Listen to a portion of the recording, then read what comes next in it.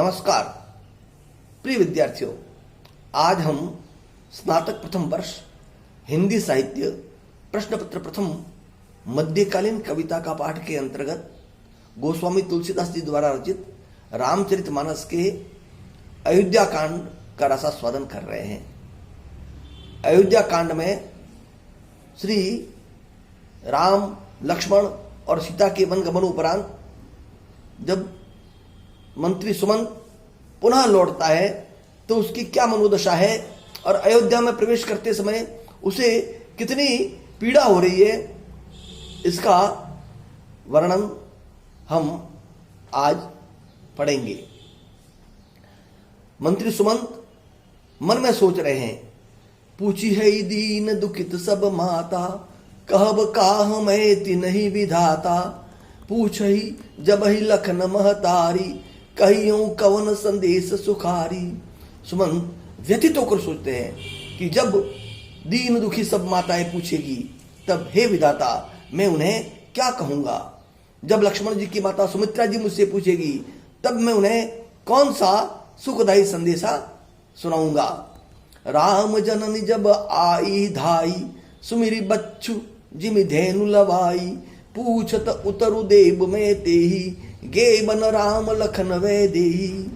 सुमंत जी सोचते हैं कि जब श्री राम जी की जननी कौशल्या इस प्रकार दौड़ी आएगी जैसे नई ब्याई हुई गौ बछड़े को याद करके दौड़ी आती है, तब उनके पूछने पर मैं उन्हें यह उत्तर दूंगा कि श्री राम, लक्ष्मण, सीता वन को चले गए। जो ही पूछ ही ते उतरु देवा, जाई अवध अब यह सुख लेवा, पूछ ही जब ही राव दुख दीना, जीवन जासु रघुनाथ अधीना। जो भी पूछेगा उसे यही उत्तर देना पड़ेगा, हाय क्या अब मैं अयोध्या यही सुख लेने जा रहा हूं। जब दुख से दीन महाराज, जिनका जीवन श्री रघुनाथ जी के दर्शन के ही अधीन है, मुझसे पूछेंगे, देहु उतरु कौन मुँह लाई, आयो कुशल कुंवर पहुंचाई, सुनत लखन सिय राम संदेशु, तृण जिमि तनु परिहरहि नरेशु। सुमन जी सोचते हैं कि तब मैं किस मुंह से महाराज को उत्तर दूंगा कि मैं राजकुमारों को कुशलता पूर्वक पहुंचा आया हूं। लक्ष्मण, सीता और श्री राम के वनगमन का समाचार सुनते ही महाराज तिनके की तरह शरीर को त्याग देंगे।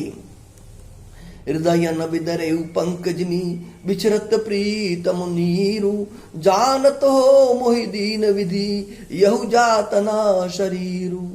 प्रियतम श्री राम रूपी जल के बिछड़ते ही मेरा हृदय कीचड़ की तरह फट नहीं गया। इससे ऐसा लगता है कि विधाता ने मुझे यह यातना शरीर ही दिया है जो पापी जीवों को नरक भोगने के लिए मिलता है। एहि विधि करत पंथ पचितावा, तमसा तीर तुरत रथ आवा, विदा किए करि विनय निषादा, फिरे पाए परि विकल विषादा। सुमंत्र इस प्रकार मार्ग में पश्चाताप करते हुए, पछतावा करते हुए शीघ्र ही तमसा नदी के तट पर पहुंच गए। सुमंत का रथ तमसा नदी के किनारे आ पहुंचा। मंत्री ने निवेदन करके चारों निषादों को विदा किया। वे निषाद विषाद से व्याकुल होते हुए सुमंत्र के पैरों पड़कर लौटे। पैठत नगर सचिव सकुचाई, जनु मारे सी गुरु बाभन गाई, बैठी बिटपतर दिवसु गवावा, सांझ समय तब अवसर पावा। मंत्री सुमंत ग्लानि के कारण नगर में प्रवेश करते हुए ऐसे सकुचाते हैं मानो गुरु, ब्राह्मण या गौ को मार कर आए हो। उन्होंने पूरा दिन एक पेड़ के नीचे बैठकर बिताया। जब संध्या हुई तब नगर प्रवेश का अवसर प्राप्त किया। अवध प्रवेश कीन्ह अंधियारे, पैठ भवन रथु राखी दुआरे, जिन जिन समाचार सुनि पाए, भूप द्वार रथु देखन आए। अंधेरा होने पर सुमंत जी ने अयोध्या में प्रवेश किया और रथ को दरवाजे पर खड़ा करके वे चुपके से महल में प्रविष्ट हुए। जो जो लोग ये समाचार सुन पाए वे सभी रथ देखने को राजद्वार पर आए। रथ पहिचानी विकल लखी घोरे, गरही गात जिमि आतप ओरे, नगर नारी नर व्याकुल कैसे, निगटत नीर मीन गन जैसे। रथ को पहचान कर और घोड़ों को व्याकुल देखकर उनके शरीर ऐसे गले जा रहे हो जैसे सूरज की तेज धूप में ओले गलते हैं। नगर के स्त्री पुरुष ऐसे व्याकुल होते हैं जैसे जल के घटने पर मछलियां व्याकुल होती है। सचिव आगमन सुनत सब विकल भयो रनिवासु भवन भयंकर लागते ही मानहु प्रेत निवासु। मंत्री के अकेले ही लौट कर आने का समाचार सुनकर सारा रनिवास व्याकुल हो गया, संतप्त हो गया। सुमंत्र को राजमहल ऐसा भयानक लगने लगा मानो प्रेतों का निवास स्थान हो, शमशान हो। अति आरती सब पूछ ही रानी उतरुन आव विकल भई बानी। सुनई न श्रवण नयन नहीं सूजा कहु कहा नृपति ते ही बूझा। अत्यंत आर्त होकर सब रानियां पूछती है पर सुमंत्र को कुछ उत्तर नहीं आता। उनकी वाणी विकल हो गई है, वाणी अवरुद्ध हो गई है, न कानों से सुनाई पड़ता है और न आंखों से कुछ दिखाई पड़ता है। वे जो भी सामने आता है उससे बस यही पूछते हैं कि कहो राजा कहाँ है। दासी न दीख सचिव विकलाई कौशल्या गृह गई लवाई। जाई सुमंत्र दीख कस राजा अमीय रहित जनु चंदु बिराजा।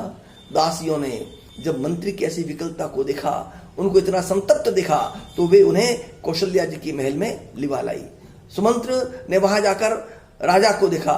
राजा बैठे हुए ऐसे लग रहे थे मानो बिना चंद्रमा का अमृत हो।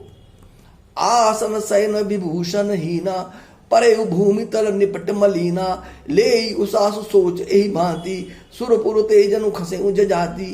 राजा आसन शैया और आभूषणों से रहित एकदम उदास, एकदम खिन्न, अवसादग्रस्त पृथ्वी पर पड़े हुए हैं। वे लंबी लंबी सांसें लेकर इस प्रकार चिंता करते हैं मानो राजा ययाति स्वर्ग से गिरकर सोच रहे हो। लेत सोच भरी छिन छिन छाती जनु जरी पंख परे संपाती। राम राम कह राम सनेही पुनि कह राम लखन वैदेही। राजा क्षण क्षण में चिंतालीन होकर छाती भर लेते हैं। उनकी ऐसी विकल दशा है मानो गीधराज जटायु का भाई संपाति पंखों के जल जाने पर गिर पड़ा हो। राजा बार बार राम राम हा स्नेही राम कहते हैं, फिर हा राम हा लक्ष्मण हा जानकी ऐसा कहने लगते हैं। देखि सचिव जय जीव कही कीन्हेउ दंड प्रणाम। सुनत उठे व्याकुल नृपति कहु सुमंत्र कह राम। व्यथित होकर व्याकुल राजा को देखकर मंत्री ने जय जीव कहकर दंडवत प्रणाम किया। यह सुनते ही राजा व्याकुल होकर उठ बैठे और सुमंत्र से कहने लगे, सुमंत्र कहो राम कहाँ है।